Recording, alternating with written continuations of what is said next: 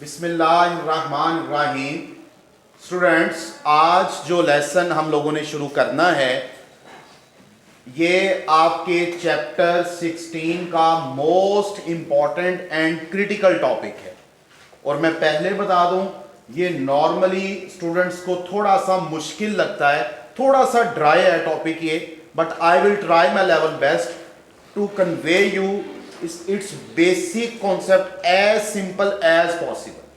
हम इसको बड़े आसान से तरीके से समझने की कोशिश करेंगे, but this is very important topic. Students, हमारा आज का लेसन है रूट मीन स्क्वायर वैल्यू, इसको शॉर्टली RMS वैल्यूज भी कहते हैं। डेफिनेशन मैंने लिख दी, the effective value of an alternating current in a given cycle. एक कंप्लीट साइकिल अगर अल्टरनेटिंग करंट का दिया जाए तो उसमें से कितना हिस्सा उसका अफेक्टिव होगा अपना रोल प्ले करने में, वो उसकी रूट मीन स्क्वायर वैल्यू कहलाएगी। इसका मैथमेटिकल एक्सप्रेशन अगर आपने करंट को लिखना है तो I as it is, I for current, subscript में RMS लिख देंगे, small r, small m, small s। अगर आपने वोल्टेज को लिखना है तो सब स्क्रिप्ट में RMS लिख देंगे, और ये इक्वल होगा 1/√2 I0, और ये इक्वल होगा 1/√2 V0। I0 और V0 करंट और वोल्टेज की पीक वैल्यूज हैं, जिनको आप मैक्सिमम वैल्यूज भी कह सकते हैं। अब 1/√2 को जब कैलकुलेट करेंगे तो 0.707 समथिंग ये वैल्यू आ जाती है, 0.707 I0 और 0.707 V0। ये इसका मैथमेटिकल रिलेशन है जो मैंने एडवांस में लिख दिया। हम देखते हैं ये रिलेशन हमें मिलता है या नहीं मिलता। अच्छा जी, अब जरा बेसिक कॉन्सेप्ट की तरफ आ जाइए। स्टूडेंट्स, इससे पहले जो करंट हम लोगों ने डिस्कस किया that was DC current, direct current. अब डीसी करंट की क्या खूबी है कि डीसी करंट ऐसा करंट होता है जिसका ना मैग्नीट्यूड वेरी करता है, जो हमें प्रोवाइडेड डीसी करंट है, ना उसका मैग्नीट्यूड वेरी करता है और ना ही उसकी पोलैरिटी रिवर्स होती है।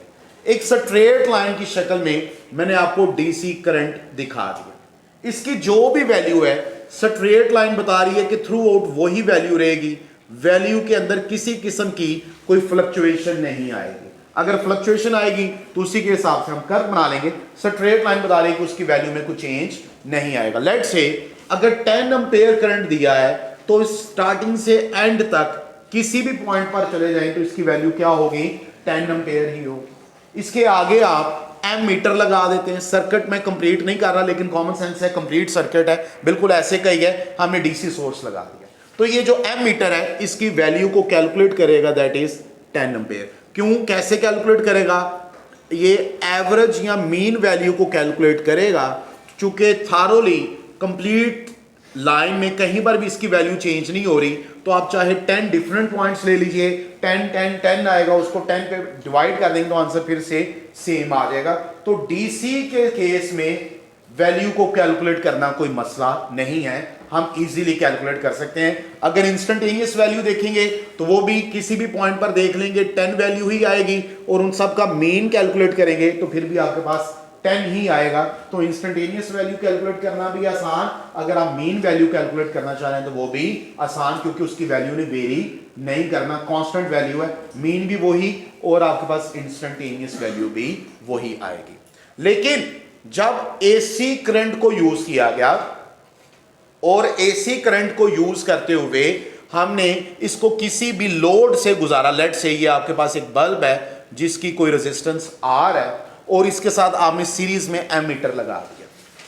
अब यहां पर क्या मसला होता है, इस एम मीटर की मदद से अगर ये M meter instantaneous value calculate करने की एबिलिटी रखता है तो डीसी में तो बड़े आराम से कैलकुलेट कर लेगा, लेकिन क्या एसी में कैलकुलेट कर सकता है, पॉइंट नंबर 1।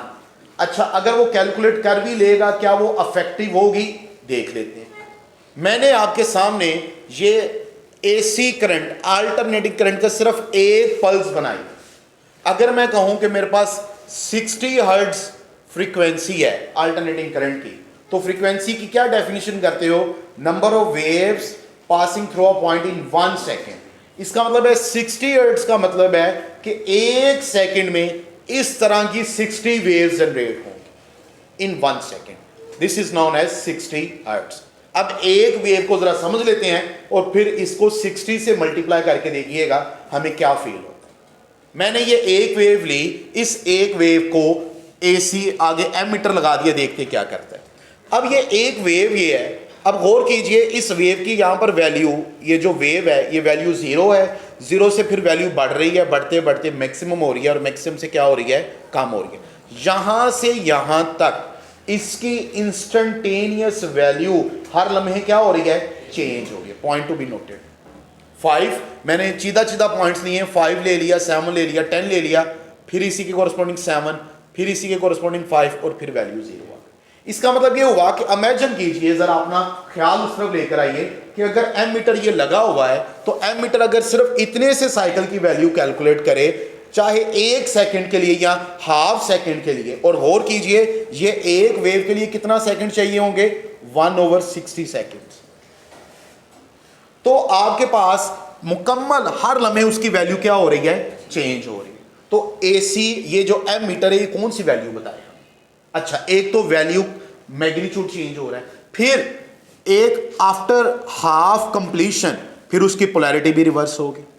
मतलब अगर वो पहले वैल्यू 5 7 10 बता रहा है, फिर 10 7 5 बता रहा है और फिर वैल्यूज क्या बताएगा, -5 -10। तो अगर आप उसको देख रहे हैं, अब इमेजिन कीजिए सर्किट आपके सामने लगा हुआ है, एक सेकंड के लिए आप अगर उसको देखें तो एक सेकंड में अगर इतनी ज्यादा वेव जनरेट हो तो उसकी वैल्यू इतनी स्पीड से वेरी करेगी कि आप फिक्स वैल्यू कैलकुलेट ही नहीं कर सकते। तो इसका मतलब ये इसी वजह से मैंने लिख दिया कि इंस्टेंटेनियस वैल्यू को कैलकुलेट करना पॉसिबल है नहीं है, या आप कह लीजिए अफेक्टिव नहीं है, क्योंकि वैल्यू हर लम्हे उसकी वेरी करेगी, मैग्नीट्यूड भी वेरी करेगा और मैग्नीट्यूड के साथ साथ पोलैरिटी भी। देखिए मैंने इधर बनाया कि अगर अपर साइकिल में करंट एंटी क्लॉकवाइज जा रहा है तो लोअर साइकिल में क्या जाएगा, क्लॉकवाइज, तो पोलैरिटी भी रिवर्स होगी। तो ये तो काम गया। अच्छा, अब मीन वैल्यू पर आ जाइए। यहां पर mean value, average value calculate करना बड़ा आसान था, कोई बात ही नहीं। अब यहां पर एवरेज वैल्यू में आ जाइए, फिर सिर्फ एक साइकिल ही ले रहा हूं, एक से ज्यादा नहीं ले रहा। इस पे जितनी वैल्यूज हैं मैंने सबको ऐड कर दिया जो मैंने पॉसिबल वैल्यूज ली, और जिन वैल्यूज के दरमियान में मैं गैप ले रहा हूं, क्या इधर वैल्यूज नहीं है, डेफिनेटली इधर भी हैं, लेकिन अपनी कैलकुलेशन के लिए, काम को आसान करने के लिए मैंने चंद आसान वैल्यूज ले ली। मैंने ये 0 ले लिया, 5 ले लिया, 7 ले लिया, 10 ले लिया, 0 5 7 10 यहां तक। फिर जब इधर से आएगा तो फिर ये 7, फिर 5, फिर 0, यहां तक मैंने कर लिया। अब देखिए ये भी 0 है, ये भी 0 है, ये भी 7, ये भी 7, ये भी 5, ये भी 5, फिर इसके बाद अगेन ये आपके पास -5 -7 -10, फिर -5 -7 -0। ये सारी की सारी वैल्यूज देखिए वही आ रही है, जो वैल्यू पॉजिटिव आ रही है वही वैल्यू नेगेटिव आ रही है। अगर ये 5 पॉजिटिव है तो ये 5 नेगेटिव भी है, ये भी 5 पॉजिटिव है, ये भी 5 नेगेटिव है, ये 10 पॉजिटिव है, ये 10 नेगेटिव है। ठीक है, ये टोटल मैंने काउंट की है, ये 13 वैल्यूज हैं। जितनी नंबर ऑफ वैल्यूज हैं उसी पे मैंने डिवाइड कर दिया। मैंने 13 ली हैं, 30 पे डिवाइड कर दिया। जो बात समझने वाली ये है वो ये बात है कि ऊपर वाली जितनी वैल्यूज पॉजिटिव हैं एग्जैक्टली वो नीचे वाली सारी वैल्यूज वही क्या हैं, नेगेटिव। तो बेटा इन सबका सम करोगे तो वो किसके इक्वल आ जाएगा, 0। तो लिहाजा एवरेज वैल्यू क्या हो गई, 0। अब ये फिर मसला बन गया कि ये जो एमीटर है ये 0 रीडिंग शो करेगा, 0 डिफ्लेक्शन, 0 पे, लेकिन बल्ब ग्लो कर रहा है। बल्ब का ग्लो करना इस बात की दलील है कि करंट पास कर रहा है, लेकिन एमीटर वैल्यू क्या शो कर रहा है, 0। ये क्या हुआ, मसला क्या है, मुझे हिंट कहां से मिला? Is there any solution of this issue? Yes. गौर कीजिए, ये जो बल्ब है, मैंने इधर बल्ब लगा दिया, कोई भी चीज हो सकती है, कोई भी लोड जिसकी कोई ना कोई क्या होगी, रेजिस्टेंस होगी। ये सीरीज में अगर लगा हुआ है तो डेफिनेटली ये लोड जो है ये पावर कंज्यूम करेगा या नहीं करेगा, पावर तो कंज्यूम करेगा। उस इलेक्ट्रिक पावर का क्या फार्मूला है, P = I²। अगर इसको मैं पैरेलल सर्किट में ले जाऊं, वोल्टेज की शक्ल में लेकर जाऊं, तो इट वुड बी V²/R। तो आप करंट की बात कर लो या वोल्टेज की बात कर लो, दोनों के ऊपर क्या आ रहा है, स्क्वायर। तो यहां से सॉल्यूशन निकला इस इशू का कि ये जो मेन वैल्यू 0 आ रही है, ये किन वैल्यूज की वजह से आ रही है, इन नेगेटिव वैल्यूज की वजह से। और पावर में जो कंजम्पशन हो रही है वो स्केयर आ रहा है, वोल्टेज के साथ भी करंट के साथ भी। तो क्यों ना हम फिर कह सकते हैं कि यार करंट तो जीरो हो रहा है, लेकिन अगर मैं यहीं से पावर कैलकुलेट करूं तो पावर जीरो नहीं होगी। क्यों? क्योंकि पावर में जो करंट की जितनी वैल्यूज हैं उनका क्या आ रहा है? स्केयर। और वो स्केयर सारी की सारी वैल्यूज को क्या कर देगा? पॉजिटिव कर देगा। जो नेगेटिव वैल्यूज हैं वो भी क्या हो जाएंगी? ये जो जीरो आंसर आ रहे हैं नेगेटिव वैल्यूज की वजह से आ रहे हैं ना। अगर मैं स्केयर ले लूं तो स्केयर पॉजिटिव को तो पॉजिटिव रहने देता है, लेकिन नेगेटिव को भी क्या कर देता है? पॉजिटिव। तो फिर जीरो। तो क्वाइट अलार्मिंग कंडीशन के एवरेज करंट जीरो है लेकिन पावर जीरो नहीं। पावर क्यों नहीं जीरो? क्योंकि इसका क्या ले रहे हैं हम? स्केयर। तो फिर हमने हल निकाला कि क्यों ना हम इन वैल्यूज का क्या ले लें? Square. Point number 1, we take square. Point to be noted, why we are taking scale?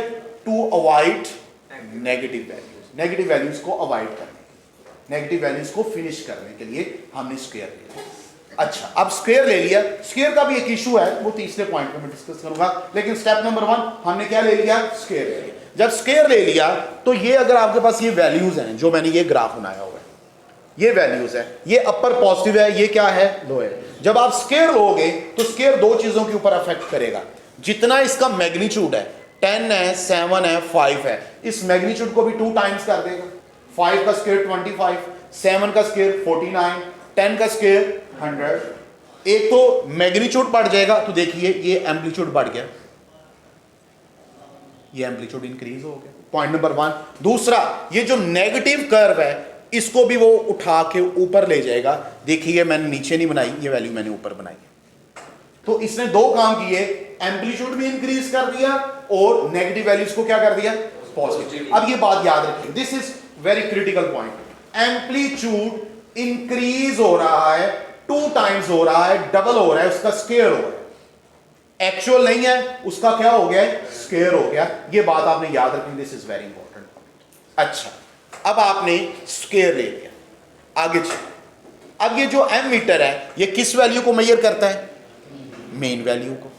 Sir main value क्यों मेजर कर रहे हैं? भाई हर लम्हे वैल्यूज चेंज हो रही हैं, हमें एक सिंगल वैल्यू चाहिए ना। मेरे पास पूरी क्लास भरी हुई है, फर्स्ट ईयर का रिजल्ट आया है, कोई मुझसे पूछे कि इस क्लास के फिजिक्स के मार्क्स कितने हैं, एक एक बच्चे के नहीं बताऊंगा, सबके मार्क्स ऐड करूंगा, जितने नंबर ऑफ स्टूडेंट्स है उस पर डिवाइड कर दूंगा। मैं कहूंगा फर्स्ट ईयर का जो भी रिजल्ट आया है उसके फिजिक्स के एवरेज मार्क्स इतने, मीन मार्क्स इतने, तो पूरी क्लास की रिप्रेजेंटेशन हो जाएगी।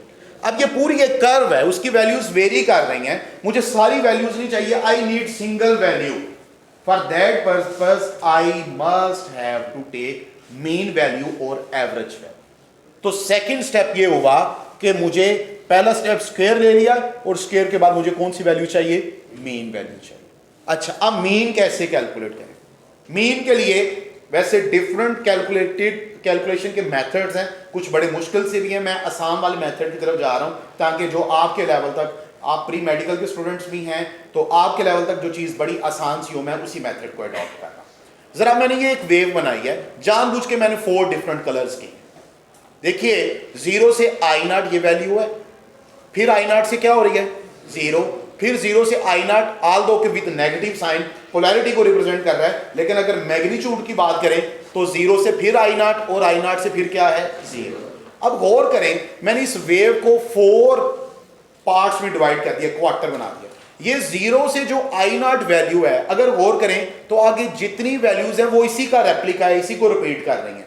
ये 0 से I0, I0 से 0, वही बात आ गई, फिर 0 से I0 वही बात आ गई, फिर I0 से क्या आ गया? 0। तो 0 से I0, I0 से 0, 0 से I0, I0 से 0, ये बात एक ही है।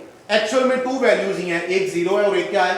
I0। तो मेरा भाई मैंने ये 2 वैल्यूज ले ली, चूंकि मैं अब स्क्वायर ले चुका हूं ऑलरेडी, तो मैंने ये जो 2 वैल्यूज ली हैं 0 और I0, इनका भी क्या ले लिया? स्क्वायर। 2 वैल्यूज ली हैं, 2 वैल्यूज को ऐड किया है, 2 स्क्वायर वैल्यूज ली हैं, उनको ऐड किया है, उनका मीन कैलकुलेट करना है, तो किससे डिवाइड करूंगा?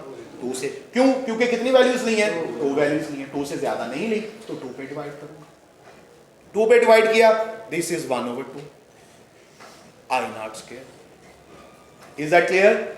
लीजिए अब ये I0 स्क्वायर आ गया, 1/2 I0 स्क्वायर, ये मैंने मीन वैल्यू ली है, मीन स्क्वायर वैल्यू आप कह लो। चलो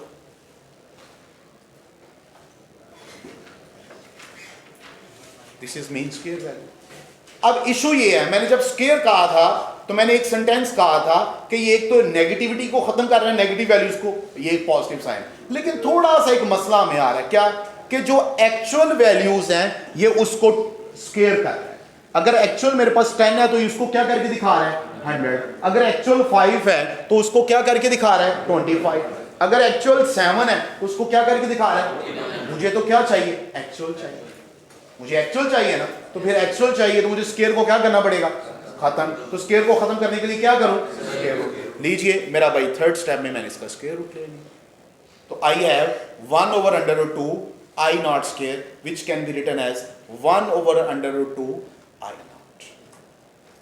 Is that clear? और ये आपके पास देखिए, this is I naught, point number 1, ये I naught आ गया, फिर मुझे इसका मीन लिया तो I naught को मैंने किससे डिवाइड कर दिया, 2 से, तो ये I naught है, बुक से भी देख लीजिएगा, ये जो I naught डिवाइडेड बाई 2 है, ये बिल्कुल मिड में लाइन आएगी, क्योंकि 2 पे डिवाइड किया ना, 50-50, ठीक। अच्छा, उसके बाद उसका स्क्वायर रूट 2 है, तो आपके पास वो लाइन थोड़ा सा ऐसे नीचे चला जाएगी, और ये लाइन की जो खूबी है वो आपने याद रखनी है कि ये एक स्ट्रेट लाइन है। ये कौन सी लाइन है बच्चों, कौन सी लाइन, और स्ट्रेट लाइन किसको रिप्रेजेंट करती है, डीसी को। This is very important point कि ये स्ट्रेट लाइन IRMS को रिप्रेजेंट कर रही है। तो इसका मतलब ये हुआ, ये एमसीक्यूज आ जाता है कि इस RMS वैल्यू को मैं कह सकता हूं this is DC equivalent value.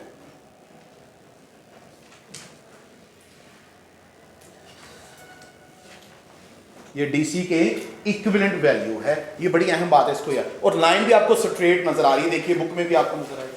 तो लीजिए स्टूडेंट्स, ये मेरे पास फाइनल रिलेशन आ गया 1/√2 I naught। इसी पैटर्न पर मैं वोल्टेज को भी कैलकुलेट करूंगा तो V0 डिवाइडेड बाय √2 आ जाएगा। ये 0.707 है, बाज दफा इसको हम परसेंटेज में भी लिखते हैं, तो अगर इसको मैं परसेंटेज में लिखूंगा, मैंने जानबूझ के पहले नहीं लिखा था ताकि सारी डिस्कशन हो जाए, it would be 70% of and it would be 70% of. ये बात आपने याद रखनी है जी स्टूडेंट्स। क्लियर है सबको, कोई मसला? Thank you so much, Allah Hafiz.